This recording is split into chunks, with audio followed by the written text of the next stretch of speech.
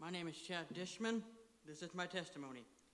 February 13, 2021, I watched my grandpa pass away right in front of me while he was driving.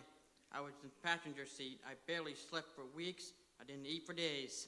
It messed me up for months. It broke so far as I could hardly talk about it. He was with me in the beginning. I was with him to the end. I was not myself for a while. I mainly just tried to keep it to myself. I can only be strong for so long. I hardly talked about it. I just kept my emotions hidden until I no longer could be strong. I prayed one night and said, Jesus, help me through this difficult time.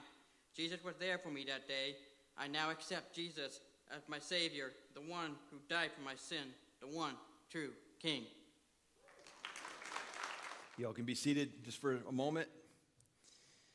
So you got introduced to Chad Dishman earlier in the service, and Chad and I have been talking about this moment for some time now, and he's been working on his testimony and getting his story together. And as you can tell from his story, that his grandpa was a big part of his life, and in the death of his grandfather was a pivotal moment in Chad's life where God used it to bring Chad, where there was a moment where Chad could just say, hey, I'm done with this. If God really loved me, if God really was in control, if God could do something about this life, and he's real, then he would have saved my grandfather. But Chad, that's not what happened.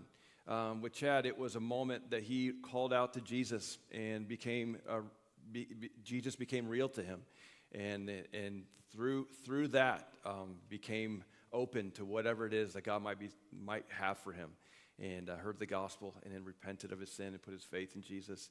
And grateful for his story, grateful for what God is doing in Chad's life. Chad, have you received Jesus as your Savior, as the one who died in your place for your sin? Yes.